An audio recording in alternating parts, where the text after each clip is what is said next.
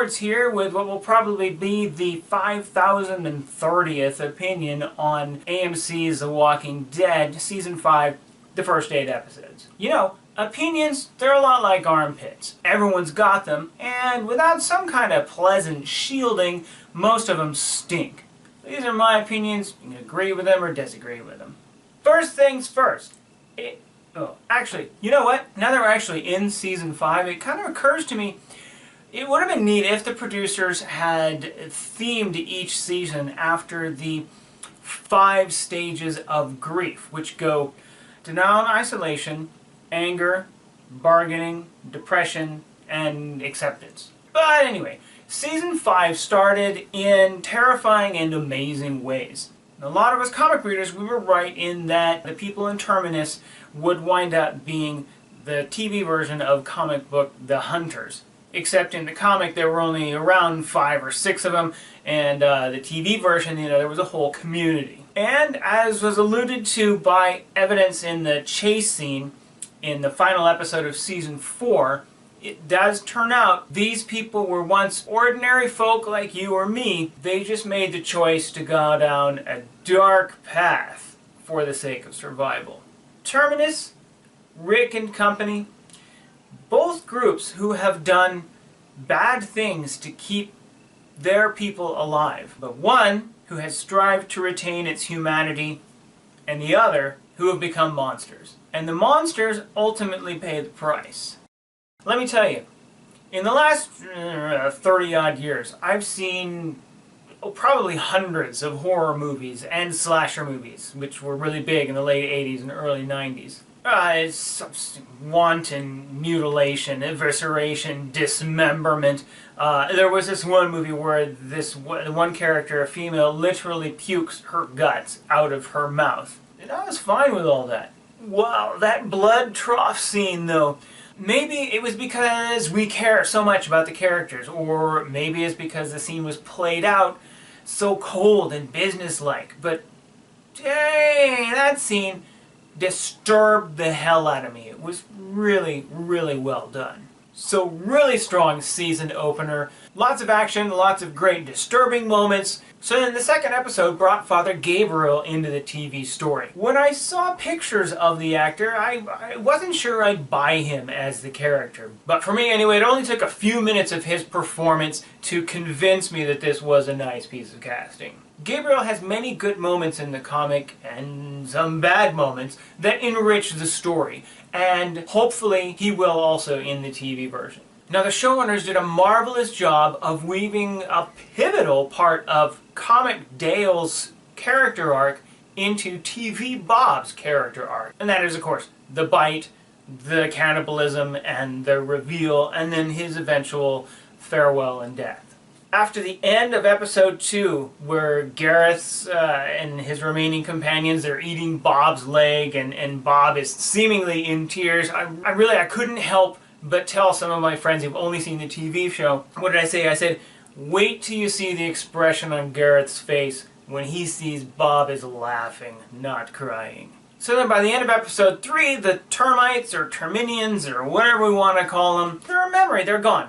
In both the comic and the TV show, our group loses themselves for a bit. The proverbial stooping to the enemy's level, kind of brutal massacre. And while reading and watching, you're torn inside, because you want to see your beloved characters have their revenge. You really do. But you're also a bit horrified in the way that they enact it. And so then we move on to, Beth Isn't Dead. I was never really all that interested in the story that Beth was deposited into, the slab house, as it's called, the hospital. Few good things though. One, really nice touch. Take a good look at when Beth wakes up in the hospital and the first episode when Rick wakes up. The parallels between those two scenes, it's really neat. And the other good thing, really the main thing about that whole story arc, is Beth's growth as a character, as a person. The seeds of a strong, independent survivor that weren't planted until she was alone with Daryl for a while. And those seeds were sown by her hardship in the hospital. The other good thing about the hospital arc is Noah, of course. Well, first off, he's played by a good actor. I like the guy. The character winds up being genuinely a nice person, which, you know, you're not sure of at first. And, as it turns out, he is a tie-in to what the comic called the Alexandria Safe Zone, but in the TV show it's Richmond. Whatever, they're both in Virginia. Moving on to Abraham's ill-conceived departure from the group to travel to Washington. Him, Rosita, Eugene, Glenn, and Maggie, they all take off. Comic book readers were really holding our tongues for a while now with Eugene. You know, it's almost an interesting parallel between Eugene holding in the secret, wanting to let it out, being in agony because he can't tell anyone, and those of us who read the comic and we don't want to spoil it for our friends who are only watching the TV show. That episode, I kind of call it the fire truck episode. I don't remember the name of the episode. It had some fantastic story and character bits, but it also had some excruciating filler. Ultimately, however, the Eugene reveal was done well. And the way Abraham's backstory was revealed was done well. I liked that. Eventually we wound up with the group all back together again, most of them in a hallway in the hospital. Beth's brains get introduced to the outside world. There's a moment where you think there's going to be an incredible shootout, but nothing happens. There's some debate on this. Some people liked it, some people didn't. Overall, the entire episode was a bit anticlimactic. You can kind of feel that the writers had written themselves into a corner. I don't completely buy our protagonist group's restraint. For me, it felt unrealistic and contrived. Honestly, I can't even wrap my head around Beth's decision to attack Dawn, because out of all of our protagonist group, Beth is the one who's thinking the most clearly. She's the one in the best physical and mental and emotional condition. I mean, think about it. She's had regular food. She's had regular rest in a bed. She has access to toilet paper. She should logically have not made that move. So all in all, the first half of Season 5 is very enjoyable. It does have some stumbling points. It kind of comes off as 5 or 6 episodes of story stretched into 8 episodes of content. I still stand by my assertion that this show is at its best when it's cleverly weaving half new material with half interpretations of comic stories and character arcs. The further they stray from the comic, the weaker the storytelling gets. And I think the latter half of Season 5 is going to test the mettle of the viewership. There's going to be a lot of character introspection. There's going to be a lot of sadness and probably a fair amount of arguments. The group is going to be on the road again, but I don't see them running into any major protagonists in between where we are now and when they reach Richmond. I think most of the stories are going to focus on the fact that this group is broken. Abraham has lost everything, essentially again. When he met Eugene, he was going to kill himself. He was desperate for a reason not to, and he latched onto Eugene's story, and that was his only purpose for living.